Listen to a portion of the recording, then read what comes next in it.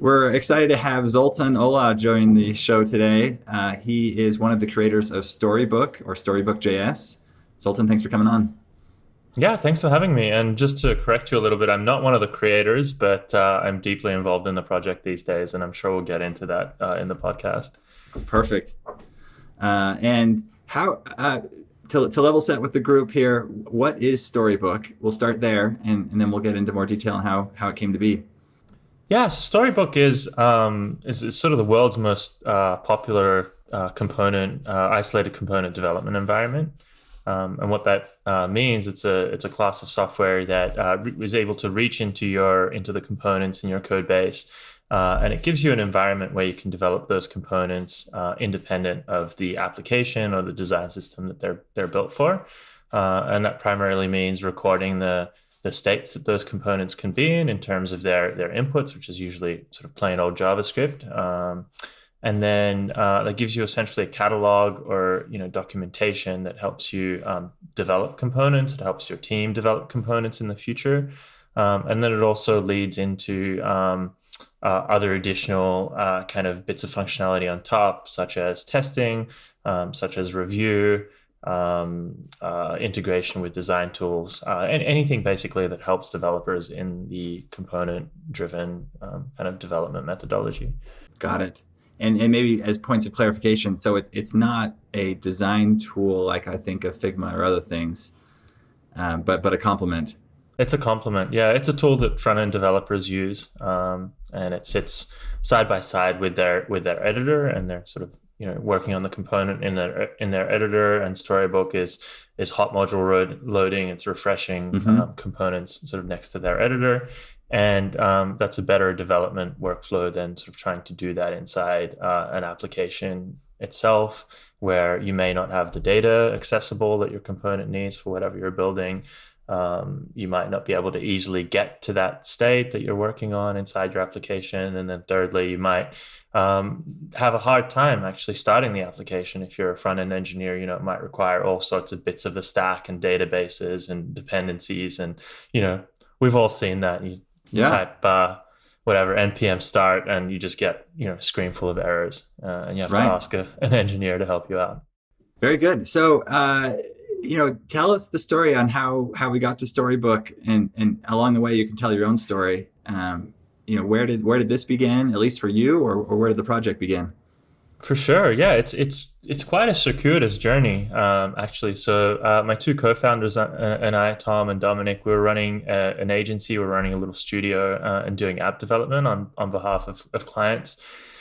And we found that this component-driven methodology, sort of no one was talking about it then. We're sort of talking 5 years ago. Really helped us build apps faster. We were able to both reuse components between clients. So we'd build them once, and then we could sort of build them into every app that we worked on. And we could really speed up our development process, right? So folks could be working on building the design. Developers could be developing the components even before a design existed, because they sort of knew what the data requirements would be. And so everything was really able to be parallelized using this methodology. And we built tools internally at the studio to support that methodology. And so that's kind of spiritually for us where sort of Storybook was born, and it's going to be different for different people. After that, our studio was actually acquired by Meteor. They're now Apollo. They are stewards of GraphQL. So our team joined Meteor, and we sort of brought this methodology along with us, and we're building products inside Meteor. And then around about that time, another fellow in the Meteor community called Arunoda decided to, I can't claim credit for showing him this methodology. I don't remember, us ever sort of talking about it, but it was, I think, starting to gain steam in the development community. And he built an open source tool that was very similar to what we had internally ourselves, but solved a whole bunch of generalization problems that we didn't get around to solving, which basically means as a developer with a project, how do you integrate this tool into your development environment? And that's actually kind of a a pretty hard problem when you think about all the different frameworks and Webpack configurations and Babel and the JavaScript tooling. So so he went and started Storybook, and solved a lot of those problems, and started developing it out in the open. And we got really interested in it and replaced our internal sort of tooling with Storybook. And then he sort of moved on from the project and started to work at Vercel on Next, which is another popular front-end project, and sort of put Storybook up for adoption to the community and said, hey, we're looking for maintainers. I'm looking for maintainers. I don't have time for this anymore. And that's when we got really heavily involved in it. And this was back in, I want to say 2017-ish.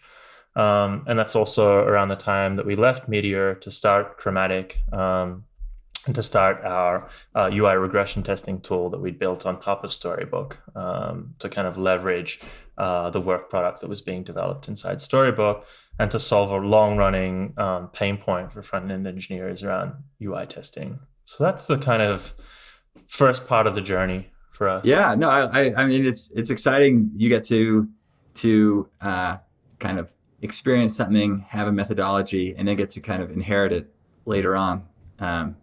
And see it through.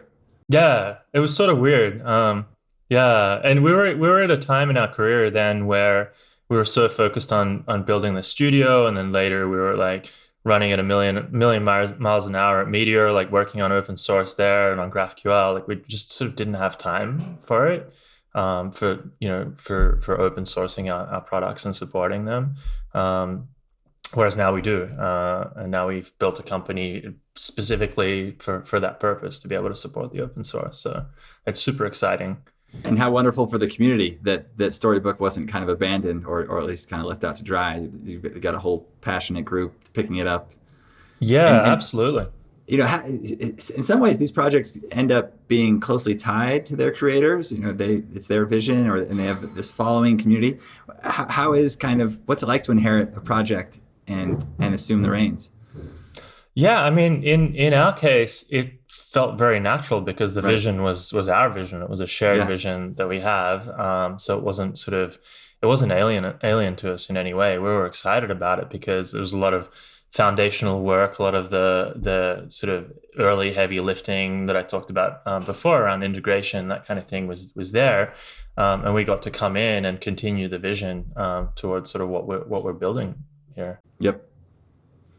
You mentioned at the beginning that this is all very tied to this idea of components. Maybe you can kind of help us frame where we are in time. Were you at Meteor and kind of early days in Vision? Was that all React? Was that all kind of web components? Yeah, so the early days of Meteor, we're actually programming in a technology called Blaze, which was Meteor's in-house reactive componentized Vue layer, and we ended up kind of phasing Blaze out in favor of React, and so we're still heavily a React shop. Storybook now supports most of the Vue layers under the sun. We've architected in a way such that the tool can be plugged into them, but that's kind of the history.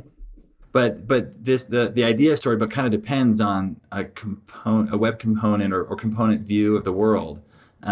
Which I guess is now standard, so maybe it's not novel anymore. But it's also interesting to hear about your path to the company. Mm-hmm. I mean, take Tailwind for example. They built an awesome open source project that helps developers, and they went the route of building components that you could buy, and you've gone the route of this kind of UI testing framework, which I guess was kind of maybe what you wanted all along. It kind of fits your vision of making UI development more robust. But yeah, tell us how you got there. Yeah, it's really just the testing is really just one part of it, but to us it was the lowest hanging fruit because it was such a painful part of UI the app development process, really all along. So CI/CD has become like it's taken the best part of decades to get to where it is now, but it's basically an accepted methodology for building software. It's like, yeah, we want to ship fast, and in order to be able to ship fast, we need to have a pretty decent test coverage and a CI/CD strategy to help protect us from the pitfalls of shipping fast. And it was always sort of weird to us that like UI was kind of conveniently left out of that story. It's like, yeah, we have CI/CD. Oh yeah, what's your UI test coverage? And we talked to a bunch of companies when starting Chromatic. And when I asked that question, folks would kind of squirm uncomfortably in their seat. Oh, well, yeah, we don't really have tests for the UI. It's like, well, how are you doing CI/CD, right? And it's, more squirming. And then it's like, oh, we just kind of manually go in and, make sure that everything's fine. And it's like, okay, well, that's not an automated testing strategy, but I get it. It's hard. Like when we have tools like Selenium and, these brittle end-to-end tests, like, yeah, UI testing has always been hard. So that was the big sort of problem that we set out to solve with Chromatic, and we just saw a lot of value in it. And then what's the relationship between Storybook and Chromatic? Do you kind of use Storybook as you're using Chromatic? There's a dependency on one or the other? Yeah, exactly. So when you're using Storybook and you're using it during development, you're also at the same time building an artifact. It's kind of a little bit meta, but Storybook is both a tool and it is both a build artifact. So when you build Storybook, you get a little single page app that contains all of your components and the navigator and the add-ons and whatever that you've installed. And a lot of folks use that to document their design system and host it on Netlify, that kind of thing. So Chromatic basically takes that artifact and then sort of adds a whole bunch of additional collaborative functionality on top of it, including UI testing. UI review is another piece of functionality that it adds. It's also a CDN-based hosting provider for Storybook. But the fundamental kind of thing driving all of this is the concept of a story, which is the data and the component that the data is for married together. And it's essentially a test case at the end of the day for a very specific state that a component can be in. Yeah, so you use this story to kind of prototype and build. I mean, you need something to show that the component is working, and so you're using it to develop. And then you're saying once you're done, that becomes your kind of first test case. Exactly.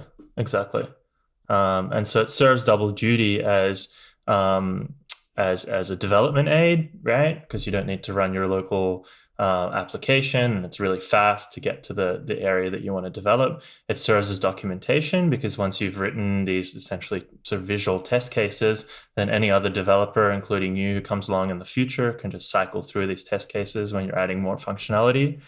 And then finally, the test cases serve as input into our visual regression testing tooling, our UI review tooling, and you get all of that essentially for free. You don't have to do any additional work to maintain your test suite or your documentation. Everything's always up to date, and it's sitting there as part of your CI/CD pipeline as well, protecting you from shipping broken code to your customers.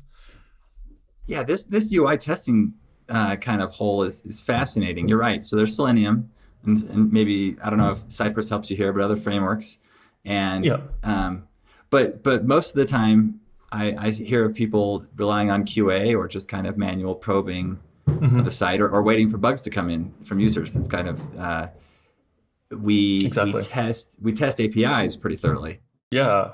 What we're saying is components are sort of like APIs at the visual level, and your application is essentially, in our worldview, like if you think of the microservices architecture built around REST, where we kind of have a similar view on UI, and it's components of the REST and, the way they integrate together into an app are the microservices part.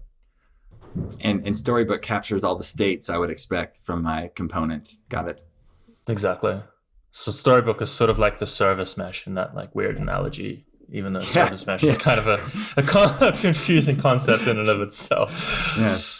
We had our listeners right up until service. No, I'm kidding. So, and then help me understand who's using Storybook and like designers, developers. I don't know if QA is still a persona we talk about anymore. We've kind of moved on, I suppose. But certainly developers are using Storybook and designers as well, right? Yeah, that's right. I mean, these days the entire product team is using it, and developers use it primarily, and they're sort of building the work product in Storybook. They're building the stories and using it to build their components. And then Storybook, the artifact becomes shared throughout the team. So designers look at it, product managers look at it, anyone else that's a stakeholder in the development process ends up sort of looking at the components in Storybook, and then collaborating on them via UI review, for instance, or testing, or just literally just sharing a link around to a statically uploaded version of that Storybook. And it's a really fast way for everyone on the team to kind of be up to date on what's being developed. There's often a lag between engineering and design, product, even marketing, in terms of what's actually shipping and what's being worked on. And this way everyone can get into the loop through Storybook. Yeah, and then you mentioned they become documentation. You can publish this whole library of your components and in their various states. And that's the documentation? Or I That's guess, right. Okay. Yeah. But on top of that, Storybook has additional add-on functionality that lets you build more documentation around the components. So the components and their states form the core parts of the documentation. And then, we have things like controls add-on that lets you kind of tweak the inputs yourself, and that can form part of the documentation page. And then you can add additional sort of custom documentation around your components and build a whole sort of site for your design system documentation, which is what a lot of teams are using Storybook for. The advent of design systems. Do you going back to an earlier discussion around people kind of buying a component suite? Most people are building custom components, I imagine, for their applications rather than relying on an existing library. Yeah, most people, although that's not always the case. I mean, we have component libraries like Meteor UI, which are really, really popular, and they're almost sort of the bootstrap of the component-driven sort of age, right? Which still a lot of developers very legitimately start their projects with. And then as projects mature, you bring on designers. There becomes a greater appetite to build custom components. Exactly. And what we've noticed actually is that for larger companies, their brand is very deeply embedded inside their design system, and their design system ends up being kind of a source of pride that they maintain. They share. A lot of them are open source. Like, you can throw a stone at a company here in the Valley, and they've probably open sourced their design system. You can go and check it out, and I think I think a part of it is just is pride, and helps. It helps with recruiting, but it's also a great way to kind of spread the love in the world of components. So it feels like it would change I'm just thinking about how it changes the roles of designers and developers some. Designers used to design whole pages, and now they're designing components, and that's maybe a new thing, or not. Yeah, I think the design, I don't know, the field of design, I can't find the word I'm looking for, has really embraced design systems as a way to design more like the way engineers build software, because designs are repetitive, right? So if you're in the old world where designers are building entire pages and shipping off the PSD to their developers, they're still using components and kind of design systems thinking, even if they're not really thinking about it that way, because they're trying to keep a consistent brand throughout every page that they design. And the way they do that is by reusing elements on the page. And if they're reusing elements, then hey, we have an implicit design system, even if we don't call it that. So the design systems movement is just I think a formalization of a paradigm that was already kind of happening in design, but now we have a word for it and people evangelize it, but it's a very natural way to design. And then developers who used to just receive PSDs and then build the spec now maybe have more opportunity to express some ideas because they've got Storybook right there creating them for them.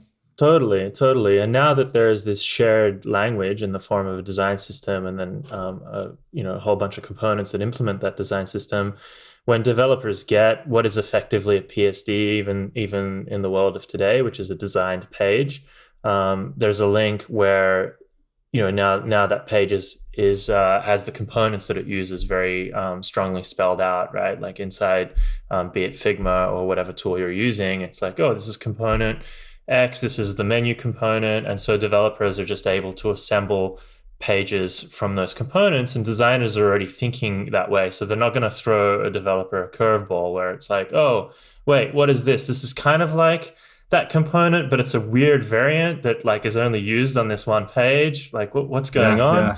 yeah. That still happens, but it doesn't happen by accident. It's very intentional because designers are like saving themselves time too by reusing components, right? Whereas previously that kind of thing used to happen just sort of accidentally because there wasn't a design system, and so a designer might not have gone reaching for that component that they've used, before. Yeah, yeah. So there's two motions of a designer now. They have this kind of centralized design component effort, and then they have the kind of applying those to a single case. And then, Exactly. and that latter part can be done in many times by developers. They can kind of get direction on a page and assemble, given the standard components to a degree. Exactly. Well, take us. How long have you been kind of maintaining Storybook, and what were the kind of steps to bring that together? You kind of maintain the community, the code base. Any questions on kind of licensing or governance? Yeah, it's been very organic. So circa 2017, that's when we got really heavily involved in Storybook. And by we, I mostly mean my co-founders, Tom and Dominic. I don't code much anymore. I am an engineer by trade, but these days I'm in product. I'm the CEO of Chromatic. Unfortunately, I don't have really as much time, anywhere near as much time as I'd love to have coding. So those guys got deeply involved in the product, in the project. And then there are a few other people that were very heavily involved in it as well, who in some cases, like with Michael Schillman, we knew already and we were friends with. In other cases, like Norbert de Langen, we kind of met through the Storybook project. But there ended up being kind of a core group of maintainers, including Tom and Dominic, who were working on the project. And then next to that, we were working on building the company and building out our UI testing tool kind of on top of it. And we started to think about sort of raising some venture to kind of keep this thing going. And Chromatic was already sort of starting to take off. We built an MVP. We had some customers, and we started to realize that we had the opportunity to make a real impact on the world through front-end engineering and by building just tooling around this burgeoning component-based Vue layer infrastructure that was coming out. And then we also were deeply passionate about Storybook and about driving Storybook forward and working in open source. We've worked in open source for a big part of our career. And so that's when we got this idea of like, what, maybe we'll raise some venture capital and we'll be able to pay a bunch of our friends that are also working in this project, being namely as sort of Michael and Norbert. So we kind of, it was this sort of jigsaw puzzle in a moment in time where it was like, so would you guys like quit your day jobs and work on Storybook full time if we like had the money to be able to like make that happen? Because we'd love to do that. And they were like, yeah, that'd be really cool, but like kind of also scary at the same time. And so we, and then on the investor side, it was like, look, like this is what we want to do. We want to support the open source project. We want to build a company on top of it. Like, what do you think? And then kind of managed to sort of bring it all together, raise our seed round, get Norbert and Michael on board, and sort of that's essentially the sort of start of Chromatic supporting Storybook, the open source project. And the way that we see it is really supporting it via manpower. We're desperate to keep it a community, an authentic community-driven effort. So we're very, very hands-off with it. We're just showing up literally with developer hours and building what's dear to us. And that's the beautiful thing about open source is everyone gets to scratch their own itch to build the thing that is important to them. And whether you have 2 hours every second night to work on it, or a weekend every month, or 3 people's worth of full-time effort, like it's still the same thing. It's just, you have different amounts of time to spend on the project, and that's the way that we see ourselves being involved. Great. Just because we like talking about open source, and you mentioned earlier that these design systems are increasingly kind of behaving like open source. There's a company open sourcing their designs. What exactly does that mean? They're because I've certainly seen the kind of visual descriptions of the design systems, but they're also publishing code. That's right. Yeah. Yeah. And are people, do you have the same kind of community development? I guess you wouldn't want to like extend and change Airbnb's design system because that's theirs, but you could probably fork it or what's happening in the world of kind of open source design systems? Yeah, that's a really good question, and something that I don't have a great feel for how many teams actually like fork, say, Airbnb or Workday's design system and then sort of build a tool on top of that. I don't really see that very much happening out in the open. I think the real power of it is basically with these companies where they have an API and they have components sort of built around that shape of data that their APIs already provide. Their components give sort of their integrators and folks developing on top of their platform some UI as well to go along with their API. So they don't have to build UI. So everything ends up being on brand. The experiences that they build around the product that these companies have ends up feeling like a natural extension of the product. And that's just for certain companies that offer something like that. Workday is an example that popped into my head. And then you have other companies, maybe Airbnb is an example of this, where I think they're just excited to participate in the open source community because it lets them sort of hire better developers. And developers have a natural inclination to want to build code in the open and to have other folks use their code and make it better that way, find bugs and extend it and the great thing about I think one of the properties of a design system is that there's not a lot of proprietary sort of business secrets in a design system.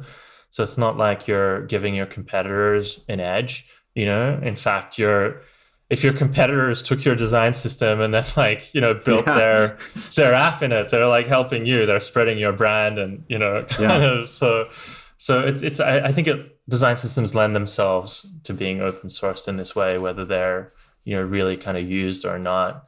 It still makes a lot of sense for companies to do it. No, certainly. I mean, I could just poke around through Airbnb site and I'd experience the whole system. Yeah. So it makes sense that there's nothing to hide. Totally. Yeah. Great. And where does Storybook go from here? Any thoughts on what 21 or even beyond? Are there kind of big features or vision to watch out for? Yeah, so we've always built, and by we I mean our little team, Percolate Studio, Chromatic. For the longest time, we've built entire sort of pages as components. So from the lower level sort of root, sort of the leaf node components that are pure components like menus and buttons, and all the way up to the page level, we've thought of everything as a component. Right. And so everything has clean APIs. It's all well defined and everything can be mocked out along the way. And the sort of companies that are like the furthest along in the component driven journey are also building this way. And the benefits are basically being able to decompose your app and share those states just the same way that you would in the design system. Share those states with the rest of the team, document those states, be able to jump straight in and start extending these sort of complex pages or sub pages that in and of itself contain a lot of very significant states that end up being kind of thrown away if you're developing them in an ad hoc way. So our vision is to teach and to extend the tooling in order to make this way of development kind of spread and to bring it to more people, because it really helped us in building apps faster and building better apps and we want to do the same for the world. Fantastic. Anything you would tell our listeners if folks have kind of piqued their interest and want to get involved? Are there places to go or things to do? Yeah, storybook.js.org, learnstorybook.com. That's a resource that guides you through building an entire application on top of Storybook. They're the best places to get started. And yeah, there's no reason not to get started. You can install Storybook and it should integrate into your code base, with one npm command, and then you're off and running. Fantastic. Zoltan, thanks for coming on the show today. Yeah, absolutely. My pleasure.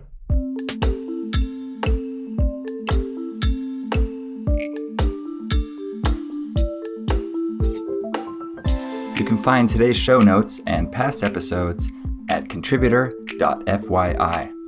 Until next time, I'm Eric Anderson, and this has been Contributor.